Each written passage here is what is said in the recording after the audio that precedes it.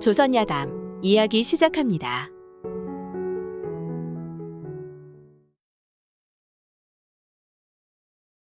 옛날 옛적 조선 정조 때 전라도 강진에 은혜라는 여자가 살았습니다. 은혜는 나이는 어리지만 예쁘고 착해. 동네에서 며느리 삼으려고 탐내는 집이 많았지요. 그런데 이 동네에는 안씨 성을 가진 늙고 억센 할미가 살고 있었습니다. 이 할미는 소시적에 한양에서 기생으로 살다 이곳으로 내려와 사는데 얼굴은 놈과 피부병이 있어 주했고 이따금씩 온몸의 가려움을 이기지 못해 미친 듯이 발작하여 사람들에게 욕을 함부로 해대다 보니 동네 사람들 누구도 이 할미를 가까이 하려 하지 않았죠. 하루는 할미가 은혜의 집에 와서는 양식을 빌려달라 했습니다. 동네 사람들 누구도 이 할미를 상대하지 않으니 그나마 말이라도 들어주는 은혜의 어머니를 찾아온 것이죠. 은혜 어머니는 넉넉지 못한 살림이었지만 불쌍한 마음에 쌀 한 대를 빌려주었습니다. 할미는 은혜 어머니에게 고맙다 얘기하고 돌아갔는데 사건은 이때부터 시작이었죠. 그날 이후로 이 할미는 걸핏하면 은혜네 집으로 쌀, 콩, 메주 등을 빌리러 오는 게 아니겠습니까? 그러다 보리가 맺히기도 전 5월 춘궁기가 왔습니다. 걸핏하면 뭔가를 빌려가서는 한 번도 제대로 갚지 않는 이 고약한 할미가 은혜네 집에 또 양식을 꾸러온 것입니다. 그런데 이를 어쩐단 말인가요? 은혜네 집도 양식이 떨어져 이제는 오히려 빌려준 것을 받아야 살아갈 형편이었죠.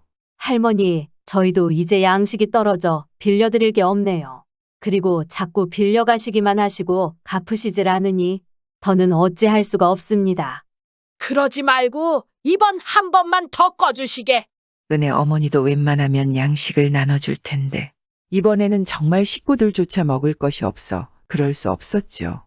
하는 수 없이 은혜 집에서 소득 없이 돌아선 할미는 서운함이 맘속에 가득 쌓였습니다.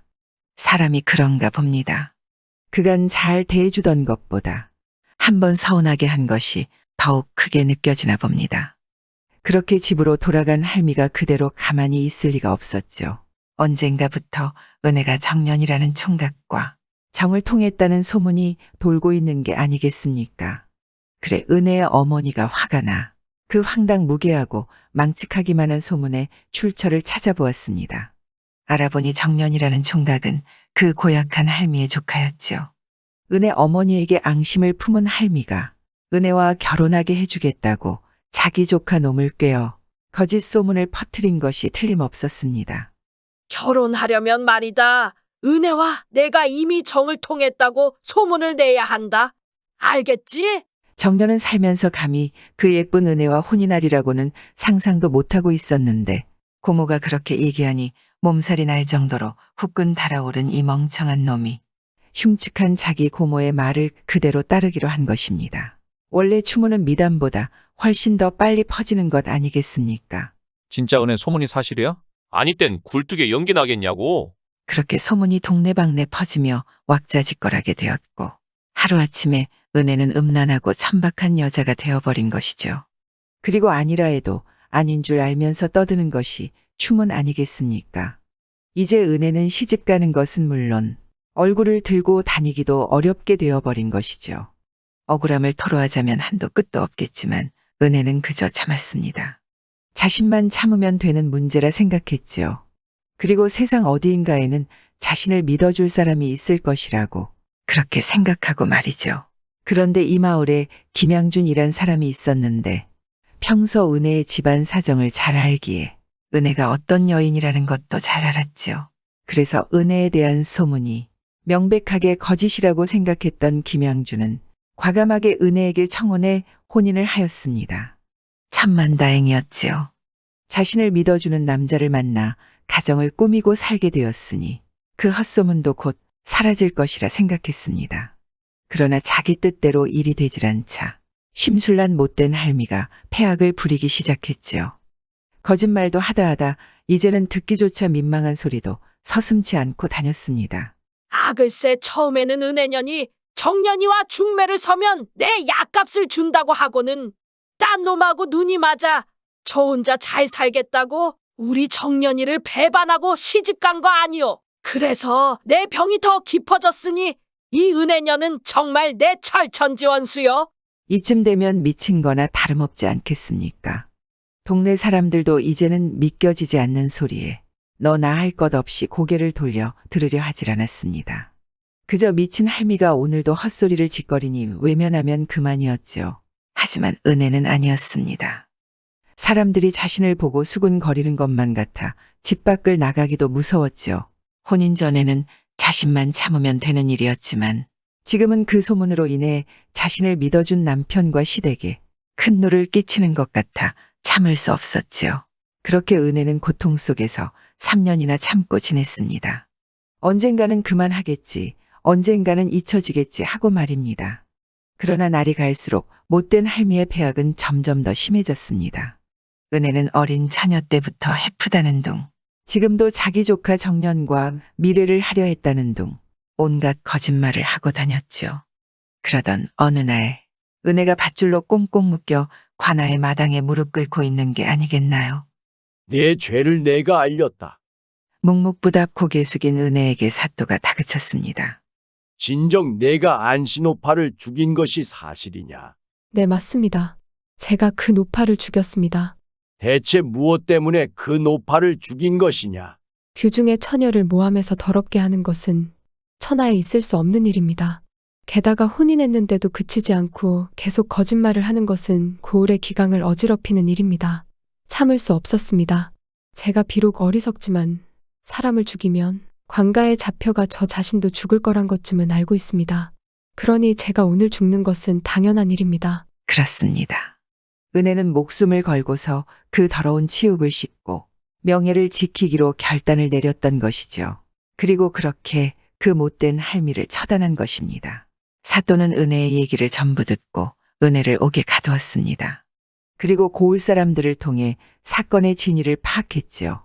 사또도 은혜의 사정이 정말 안타까웠습니다. 하지만 사건이 살인사건인지라 아무리 사또라 해도 맘대로 처리할 수 없었지요. 그래 사건의 전말을 정확히 정리하여 상급기관인 관찰사에게 넘겼습니다. 관찰사가 사건의 전말을 확인하고 은혜에게 다시 물었지요. 비록 내가 가진 원한이 정당하다 할지라도 사람을 함부로 죽이는 것은 정당하지 못하다. 진정 내가 살인을 저지른 것이 맞느냐? 목에 칼을 차고 족쇄에 붙들려 꼼짝도 못하는 은혜는 축 늘어져 몸도 제대로 가누지 못하는 상황에서도 두려움 없이 당당하게 말했습니다. 규중의 처녀를 모함해서 더럽게 하는 것은 천하에 있을 수 없는 일입니다. 더욱이 혼인한 여자를 욕보이는 것은 나라의 기강을 어지럽히는 일입니다. 허나 사람을 죽이는 죄를 지었으니 그 처벌도 달게 받겠습니다. 관찰사 또한 은혜가 불쌍했지요. 그동안 감옥에서 계속 고생하며 신문과 문초를 받은 것만 생각해도 죗값으로는 충분하니 그만 풀어주고 싶은 마음도 들었습니다. 하지만 아무리 관찰사라 해도 살인사건이라 간단한 문제가 아니었지요. 하는 수 없이 판결을 뒤로 미루며 시간을 끌 뿐이었습니다. 조선 정조 14년 임금이 왕자를 얻는 큰 경사가 있었습니다. 보통 이런 좋은 일에는 사형수를 풀어주는 관리가 있었죠.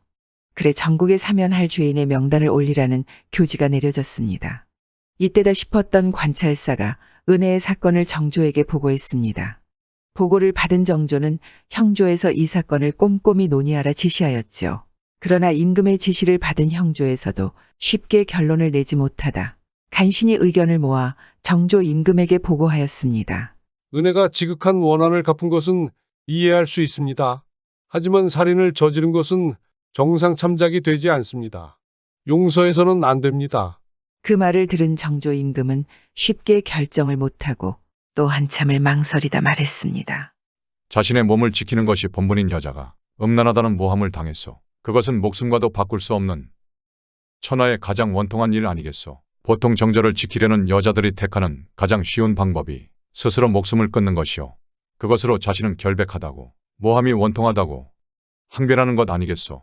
하지만 은혜는 그런 쉬운 길을 택하지 않고 어려운 길을 택한 결과요. 부엌칼을 들고 원수를 죽여 마을 사람들 모두에게 자신은 흠이 없다는 것을 알리려 한 것이니 그렇게 세상에 무엇이 옳은지 그른지를 알려 나라의 기강을 일깨우고 바른 풍속을 세웠다 할 수도 있는 것 아니오. 옛날이라면 마땅히 표창을 하며 칭찬할 일이라 생각하오. 그러고는 이렇게 판결하였습니다. 그동안 감옥에 갇혀 고생한 것으로 죗값은 다 되었다. 목숨은 살려주도록 해라. 그리고 정조 임금은 은혜의 사건을 이야기로 적어 널리 알리라 지시하였습니다. 어찌 사람이 목숨만을 중요하다 하겠습니까? 때로는 목숨보다 중요한 것들이 있는 게 사람이죠. 은혜가 그러지 않았습니까? 누군가를 음해하고 욕보이는 것은 그 사람의 명예를 죽이는 것입니다. 그러니 때로는 살인보다 더한 죄를 짓는 게 거짓말 아니겠습니까? 구독과 좋아요와 함께 오늘도 좋은 날 되세요.